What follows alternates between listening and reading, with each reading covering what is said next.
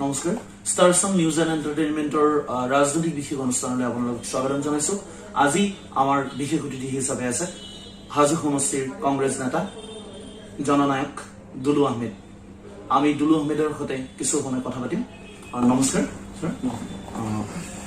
শেহতীয়াকৈ এটি বিতৰ্ক ওলাইছে, অৰ্থাৎ আপুনি কিছুদিন আগতে ফেচবুকত এটি পোষ্ট লিখিছিল আৰু তাত আপুনি কংগ্ৰেছ নেতৃত্বৰ ওপৰত অসন্তুষ্ট হৈ কিছু মন্তব্য দিছিল আৰু আপোনাৰ কৈছিল যে 20 আগষ্টত কংগ্ৰেছ দল ত্যাগ কৰিব।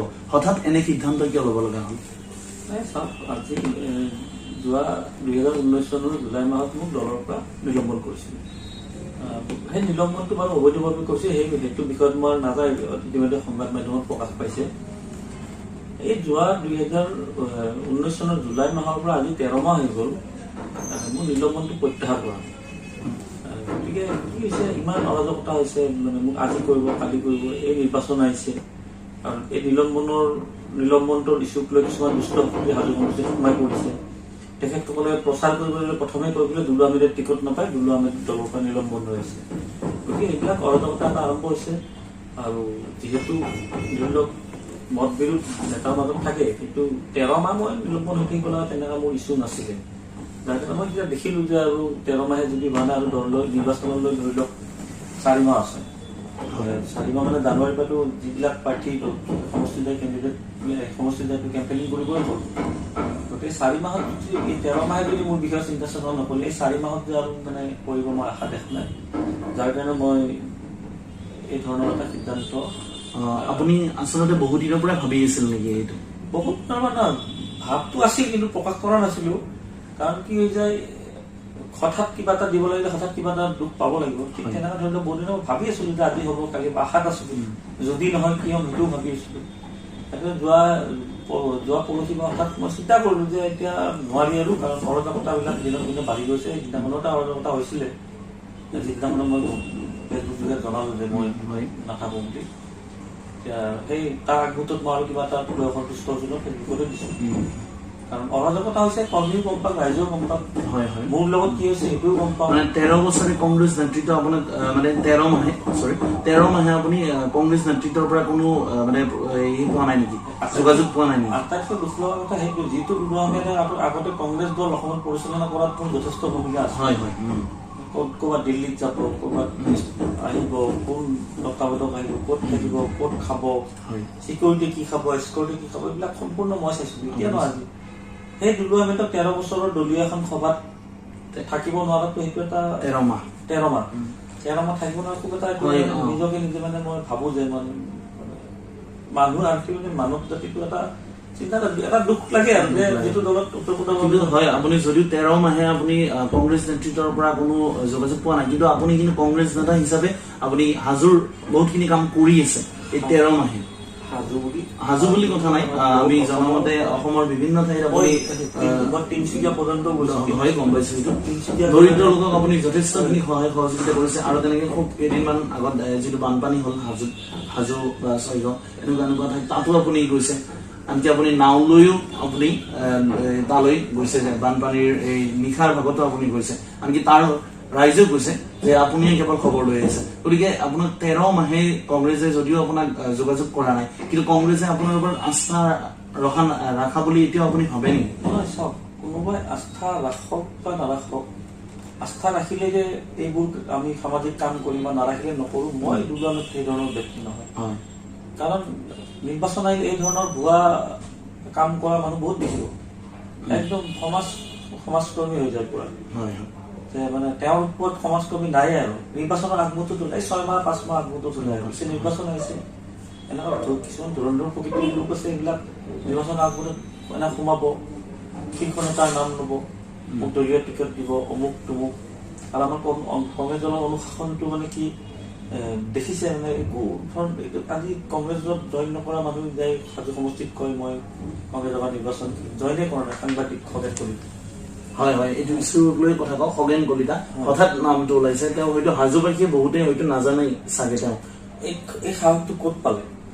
আজি মই যদি বিজেপি বিধায়ক থকা সমষ্টিত বা বিজেপি নেতা থকা সমষ্টিত যাই কিনে মই যদি কওঁ বিজেপিৰ পৰা নিৰ্বাচন মই খেলিম বুলি, তেতিয়া প্ৰথমে সুধিব আপুনি বিজেপিৰ কোন হয়?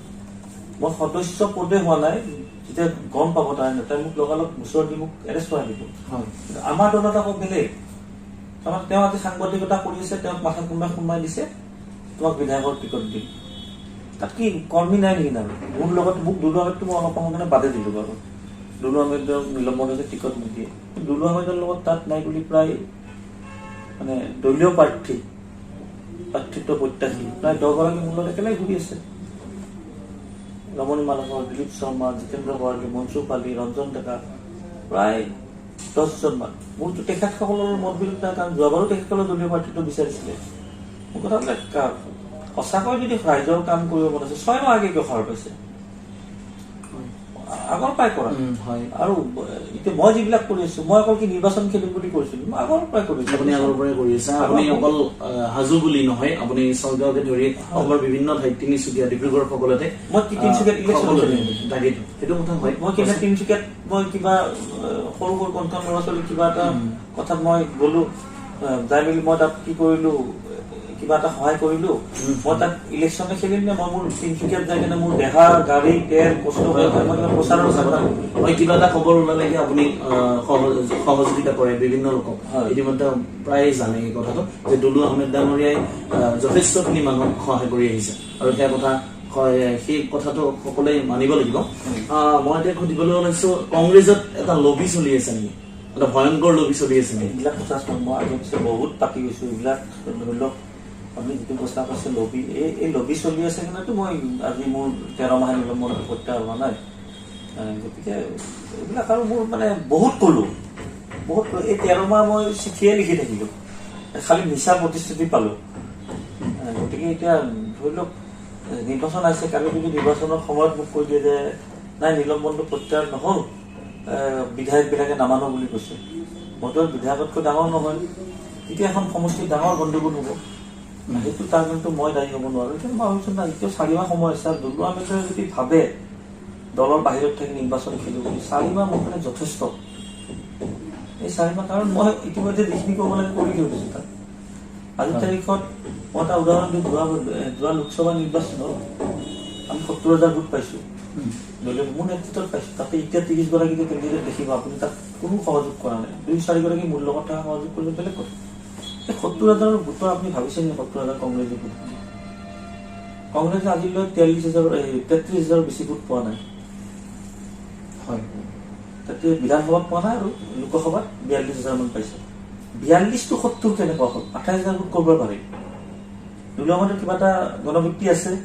এটা সৰু উদাহৰণ দিওঁ, মোৰ গাঁও দামপুৰত 8,000 ভোট আছে।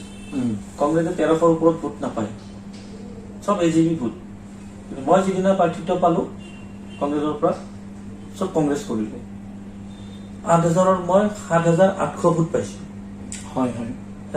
তেখেতসকলে এতিয়া মোক কংগ্ৰেছী বুলি মোক ভোট দিছে নে দুলু আহমেদ বুলি ভোট দিছে? মইতো দামপুৰটো এটা উদাহৰণ দিছো। তেনেকুৱা বহুত কেইটা পঞ্চায়ত আছে, দামপুৰ, টহি, কুকুৰা, তাৰপিছত শনিয়াদী, বৰ্ণি। তাত মোৰ এটা মিনিমাম মোৰ মানে মই কি কৈছো 25,000-30,000 মই যোনফালে যাম সিফালে যাব। হয়, এইটো কথা হয়। কংগ্ৰেছ নেতা ৰাহুল গান্ধীয়ে কিছুদিন আগতে গুৱাহাটীত আহি এখন সভা পাতিছিল, আৰু তাত আপোনাক সন্মান জনাইছিল। মই 2 নম্বৰ এৱাৰ্ড পাইছিলো। হয়, সেইটো ফেচবুকত চাব আপুনি। হয়, সেইটো আছিল সংগঠনত মই কাকো ধৰণৰ কম্প্ৰমাইজ নকৰো। মই সংগঠনত কিয় কম্প্ৰমাইজ নকৰো?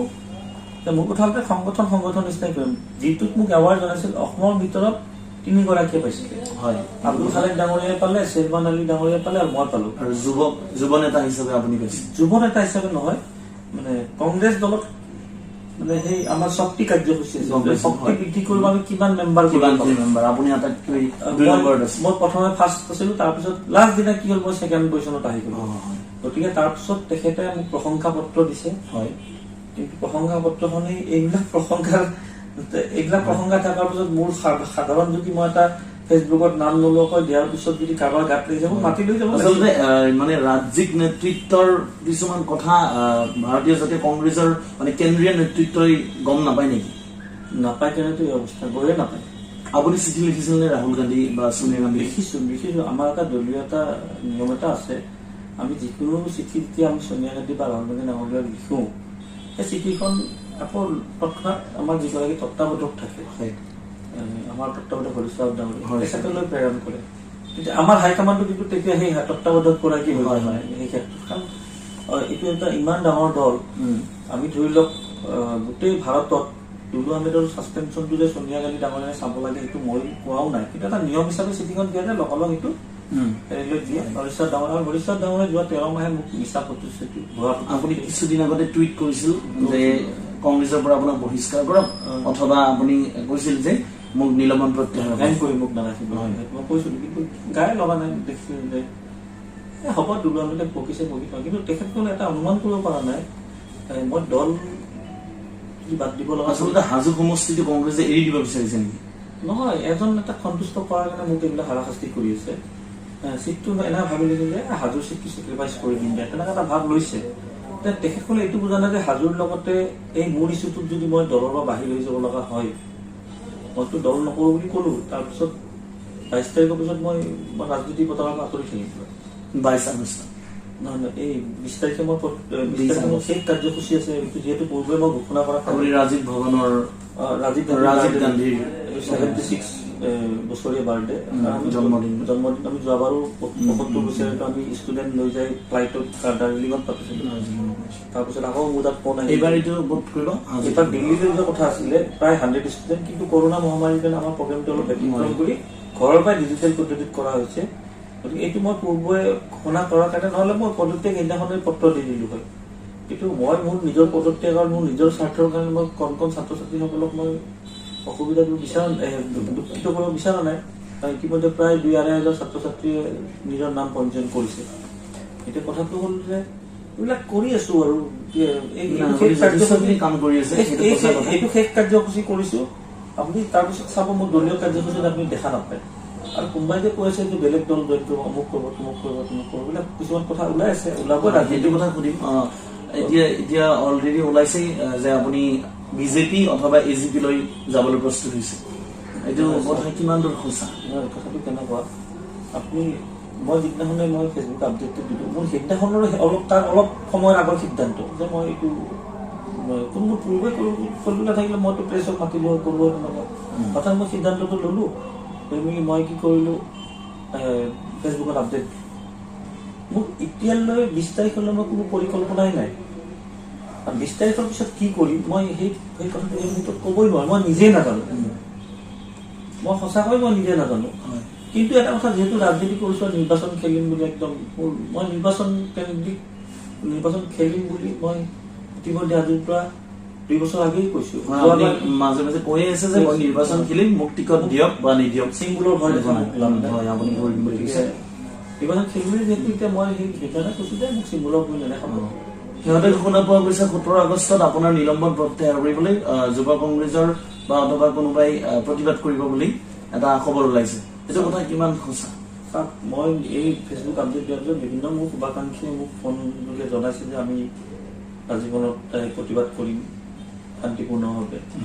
আৰু মই কৈছো মই কমেণ্ট নিদিওঁ, মানে কৰিলেও কৰিবা, নকৰিলেও নাই। মানে মোৰ কথা যে মই কিয় দিম, মই এটা সিদ্ধান্ত লৈছো, মোৰ সিদ্ধান্তৰ ওপৰত কোনোবা সুবিধ হয় যদি কিবা প্ৰতিবাদ কৰিব নকৰো বুলি কিয় কম, বা মই কাৰোবাক নিজাকৈ কৰো বুলিও নকওঁ। গতিকে যোনে যি কৰিব কৰিব, চবৰে এটা নিজা নিজা ব্যক্তিগত এটা চিন্তাধাৰা আছে। যিহেতু মই অসমৰ ইমূৰৰ পৰা সিমূৰ মই কষ্ট কৰি আছো, আগতেও সকলোৱে দেখিছে হৰিশ্বৰ ডাঙৰীয়া যেতিয়া আহে তেখেতৰ PSO কি খাব, তেখেতে ক'ত খাব, কি গাড়ীত ঘূৰিব, ৰাতি ক'ত থাকিব, এইবিলাক চব মই কৰিছিলো। এতিয়া মোৰ তৃণমূল পৰ্যায়ত চবে মোক দেখি আছে মোৰ কাম কৰা। মই নিজে গাড়ী আজিলৈ মই নচলাওঁ অসমত। যেতিয়া তেওঁ আহে মই পিছত বহিলে কি হয়, কিছুমান শীৰ্ষ নেতা বহে, মই অলপ বহিব আমি যে ফিল কৰোঁ, মই সেইকাৰণে বেলেগ গাড়ীত মই নিজে ড্ৰাইভ কৰোঁ গাড়ী নিজে ড্ৰাইভ কৰোঁ। গতিকে এইবিলাক কামৰ মূল্য আছেতো। আমি এটা ধৰি লওক মোৰো এটা পৰিয়াল আছে, আৰু পৰিয়ালতকৈ সময় মই পাৰ্টিত বেছিকৈ দিছোঁ, ব্যৱসায়তকৈ সময় মই পাৰ্টিত বেছিকৈ দিছোঁ। গতিকে পাৰ্টিত মোক সেই সন্মানটো দিব লাগিব।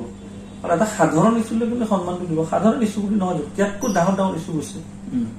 আপুনি যেতিয়া প্ৰথম ভাৰতীয় জাতীয় কংগ্ৰেছত মানে জড়িত হৈ পৰিছিল, মানে কংগ্ৰেছৰ কোনটো আদৰ্শত আপুনি জড়িত হৈ পৰিছিল কংগ্ৰেছৰ লগত? মোৰ পৰিয়ালে আদৰ্শ বুলি কথা নাই, মোৰ পৰিয়ালে জন্মৰ পৰা কংগ্ৰেছ। সেই হিচাপে পৰিয়ালতে মই আৰু দেখি আৰু এইটো ধৰি লওক বহুত ত্যাগ আছে বহুত নেতাৰ কংগ্ৰেছ দলত। আপুনি গান্ধী পৰিয়ালটো চাওক, ইন্দিৰা গান্ধীৰ পৰা ৰাজীৱ গান্ধী ডাঙৰীয়াৰ পৰা ৰাহুল গান্ধীও মানে বহুত কষ্টৰে কৰিব লগা ত্যাগ আছে। গতিকে ত্যাগ থকা দল এটাত থাকি ভাল লাগে, কিন্তু এতিয়া আমি মৰি ত্যাগ কৰি দিছো একো নহয়। শেহতীয়াকৈ ৰাজস্থানত যিটো এটা ভয়ংকৰ ঘটনা হৈছিল, শচীন পাইলট বিজেপিলৈ যাবলৈ ওলোৱা বুলি এটা প্ৰচাৰ হৈছিল, আৰু ইতিমধ্যে শচীন পাইলটে প্ৰায় বহুতে কোৱা মতে সিদ্ধান্ত লৈছিল, কিন্তু হঠাৎ আকৌ এতিয়া শচীন পাইলট ৰাহুল গান্ধীক সাক্ষাৎ কৰিলে, প্ৰিয়ংকা গান্ধীক সাক্ষাৎ কৰিছে, আৰু এতিয়া প্ৰায় তেওঁ কংগ্ৰেছৰ আকৌ সদস্য হৈ গৈছে। তো তেনেকুৱা ক্ষেত্ৰত আপোনাক ভাৰতীয় জাতীয় কংগ্ৰেছ নেতৃত্বই আপোনাৰ দৰে নেতাক অসম প্ৰদেশ কংগ্ৰেছ কমিটিত ৰখাটো অতি গুৰুত্বপূৰ্ণ বুলি বিভিন্ন মহলে এয়া চৰ্চা কৰিছে। কাৰণ আপুনি এগৰাকী যুৱ নেতা, আৰু লগতে আপুনি ৰাইজৰ বাবে যথেষ্টখিনি কাম কৰিছে, সেয়া সকলোৱে দেখিছে। তো তেনে ক্ষেত্ৰত আপুনি মানে কি ভাবে নেকি কংগ্ৰেছলৈ আপুনি মানে কংগ্ৰেছত এতিয়া বৰ্তমান আছে, আপুনি বৰ্তমানলৈ আছে বিশ্বাসলৈ, তো তাৰ আগত আপোনাৰ মানে এনে কিবা এতিয়াও যোগাযোগ হোৱা নাই? একো হোৱা নাই, আশা মুঠেই দেখা নাই। যিটো কাম 13 মাহে নহল, সেইটো কাম যে আৰু 5 দিনত হব, এইটো মই আশা দেখা নাই।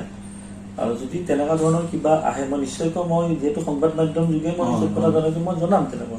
কিন্তু অহাৰ পিছত আকৌ মই কি সিদ্ধান্ত ল'ম সেইটো মই এই মুহূৰ্তত ক'ব নোৱাৰো, কাৰণ মই আশা দেখা নাই।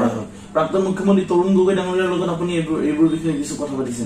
পাতিছো, কিন্তু চাওক মই আমাৰ দলৰ এটা সংবিধান আছে, ধৰি লওক মই গগৈ ছাৰ মোৰ লগত যথেষ্ট মৰম কৰে, মোৰ সংগঠনটো দেখি আছে। যেতিয়া 2016 দলটো ধাৰাসায়ী হৈছিলে নিৰ্বাচনত, একেবাৰে সকলো আমি মন ভাঙি গৈছিল। মই 2016 ঠিক 6 মাহ 7 মাহ পিছতেই 2017 হাজোত এখন মই ডাঙৰ মিটিং এখন পাতিলো, পঞ্চায়ত অভিৱৰ্তন বুলি।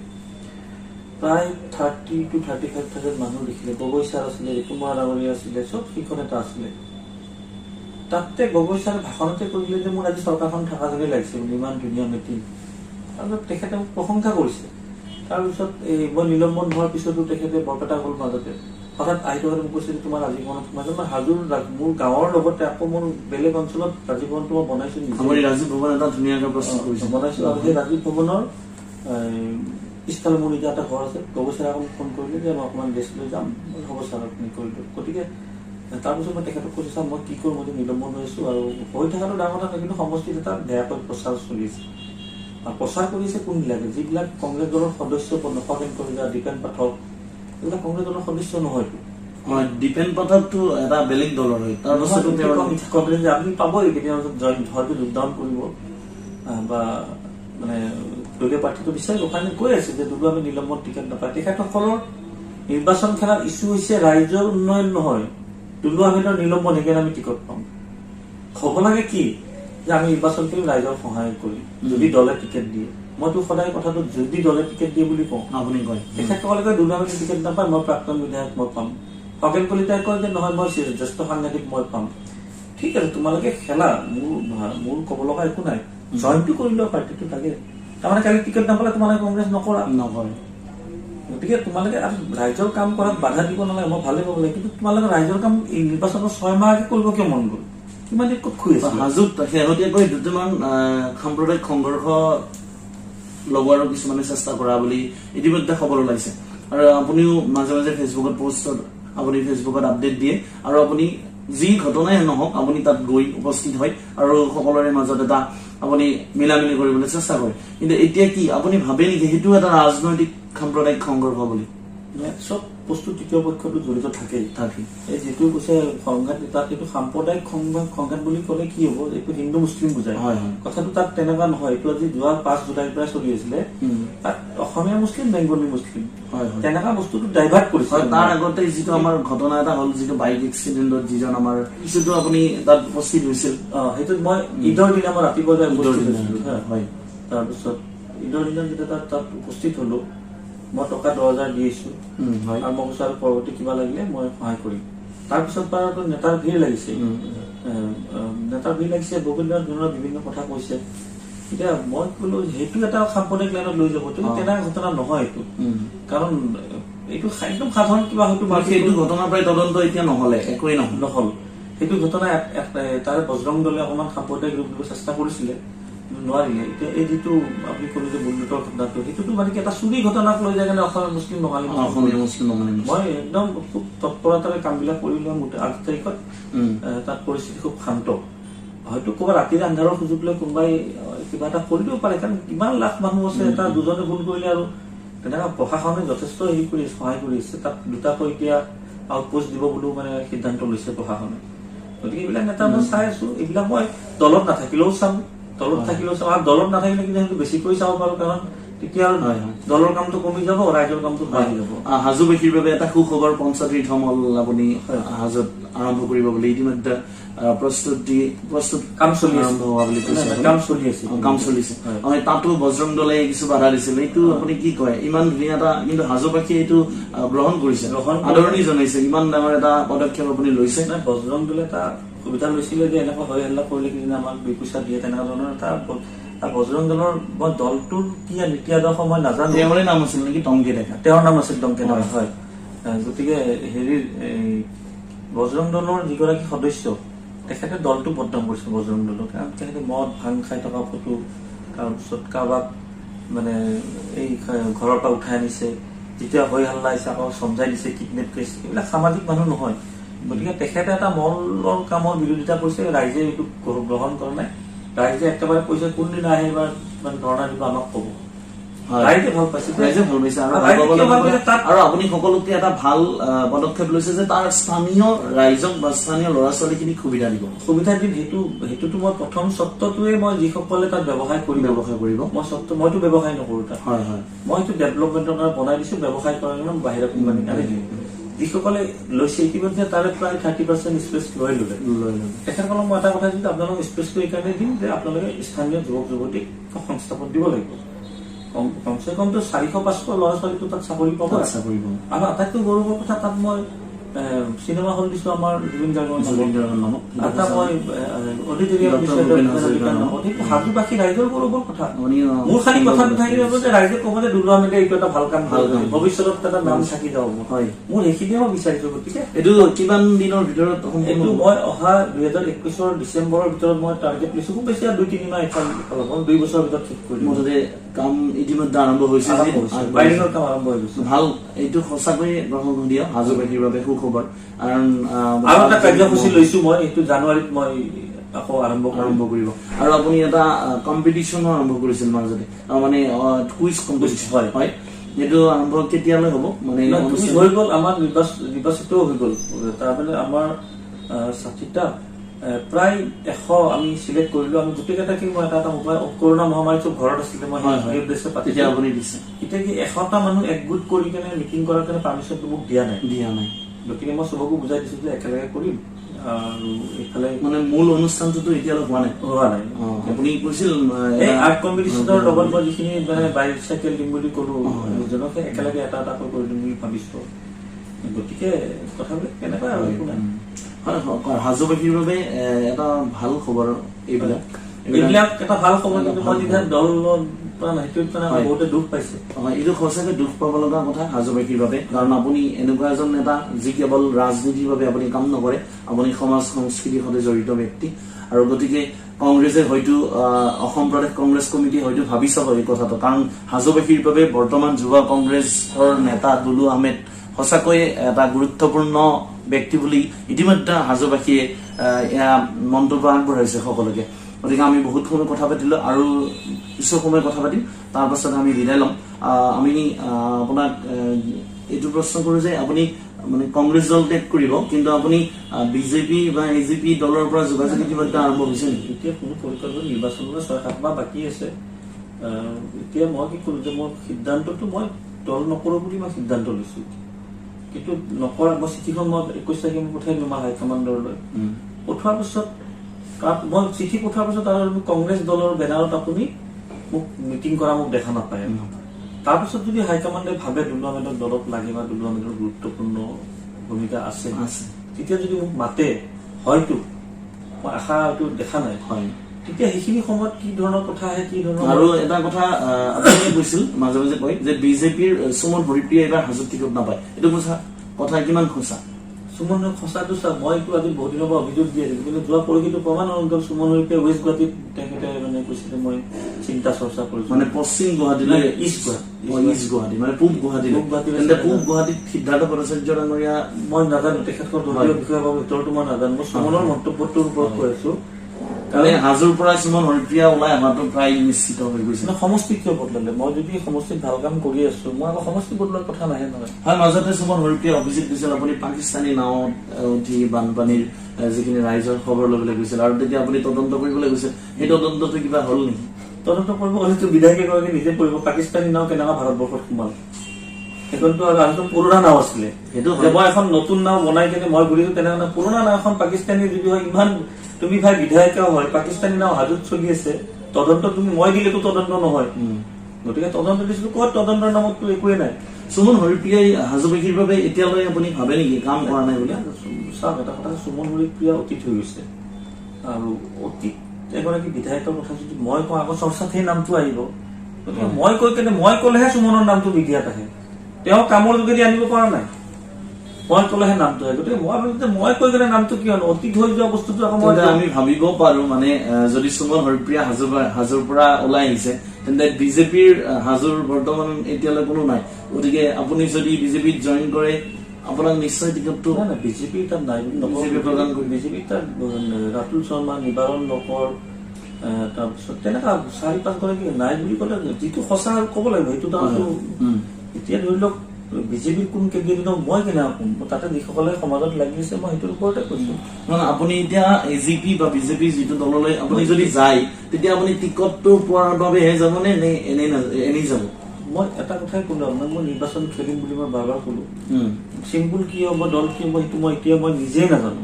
কিন্তু নিৰ্দলীয় হ'ব পাৰে 20 আগষ্টৰ পিছত আপুনি নিৰ্দলীয় হ'ব পাৰে মইতো কৈ আছো নিৰ্বাচন খেলিম কিন্তু মই আপোনালোকৰ জৰিয়তে মই মোৰ শুভাকাংক্ষীসকলক কৈছো হাজোৰে হওক বা অসমৰে নিৰ্বাচন খেলিম আৰু জিকি দেখাম তাত চাব নিৰ্বাচন জিকিবৰ কাৰণে নেতাৰ পিছত মই ঘূৰিব নালাগে মোক কৰ্মী আৰু শুভাকাংক্ষীয়ে জিকাব টিকটৰ কাৰণে নেতাৰ পিছত ঘূৰিব লাগে সেই ব্যক্তি মই নহয় আকৌ দলৰ কোনোবাই নেতাই পিছত ঘূৰিলে টিকটটো দিব জিকাব নোৱাৰে তাত আৰু হাজো সমষ্টিত মানে সুকীয়া ৰাজনীতি পৰিৱেশটো আমাৰ কংগ্ৰেছৰ বঁটা থাকিলে গিৰিশ চলিয়া ডাঙৰীয়া হাৰি যায় 78 MLA জিকে আমি চৰকাৰ গঠন 2011 কথা তাত কোন জিকিল দীপেন পাঠকৰ নিচিনা এটা গোচৰৰ ওপৰত গোচৰ থকা মানুহ জিকিছে ৰাইজে বহুত আশা কৰি ভোট দিছিল গোচৰ চোৱা নাছিলে কিন্তু এই ধৰণে কাম কৰিব পৰা নাই এতিয়া দেখিছে আকৌ কংগ্ৰেছত ভাল দিন কংগ্ৰেছতো চব চলে চবৰ মানুহ চিন্তাধাৰাৰ কথা কৈছো আহি গ'ল জইন নকৰাকৈ বিজেপি কংগ্ৰেছৰ কেণ্ডিডেট হ'ব ভাল কথা আহক মইতো নিৰ্বাচন খেলিমেই আপোনালোকৰ দলৰ নেতালে যিটো কাম মিছা প্ৰতিশ্ৰুতি কিমান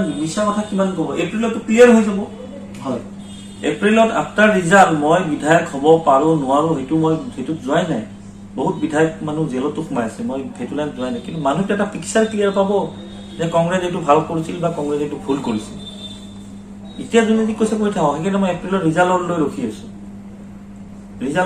মই ৰিজাল্টলৈ ধৈৰ্য থাকক 6টা মাহে আছে আৰু 6-7 মাহ আছে বেছি দিন ৰখিব নালাগে হয় আমি ৰাজনৈতিক বিশেষ আজি বিদায় মাগিম আমি দুলু আহমেদ ডাঙৰীয়াক ধন্যবাদ জনাইছো আৰু দুলু আহমেদ ডাঙৰীয়াই যিটো কাম কৰি আছে বৰ্তমান সময়ত যথেষ্টখিনি কাম কৰি আছে হাজোবাসীৰ বাবে অথবা অসমবাসীৰ বাবে আৰু বিভিন্ন ঠাইত তেওঁ সহায় সহযোগিতা কৰি আহিছে তেওঁ হাজোবাসীৰ নহয় তেওঁ অসমবাসীৰ বাবেই জননায়ক হৈ ৰওক তেওঁ কাম কৰক ৰাইজৰ হওক ৰাইজৰ হৈ সদায় আগবাঢ়ি যাওক তেওঁ আজি দলত তেওঁ থাকিব নে নাথাকে কংগ্ৰেছ দলত সেয়া আগন্তুক সময়ত জানিব পৰা যাব কিন্তু তেওঁ যিটো দলতে থাকক বা নাথাকক বা তেওঁ নিজাকৈ নিৰ্দলীয় কথাও যিহেতু কৈছে তেওঁ নিৰ্দলীয়ভাৱেও তেওঁ নিৰ্বাচনত প্ৰতিদ্বন্দ্বিতা কৰিব পাৰে গতিকে যিয়ে নহওক তেওঁ সদায় ৰাইজৰ প্ৰিয় হৈ ৰওক আমিও সেয়াই আশা কৰিছো আৰু আমি দুলু আহমেদ ডাঙৰীয়াৰ আগন্তুক দিনৰ বাবে শুভেচ্ছা যাচিছো তেওঁ আগবাঢ়ি যাওক আৰু এইখিনি কথা কৈ আমি ৰাজনৈতিক বিশেষৰ পৰা আজি বিদায় দিছো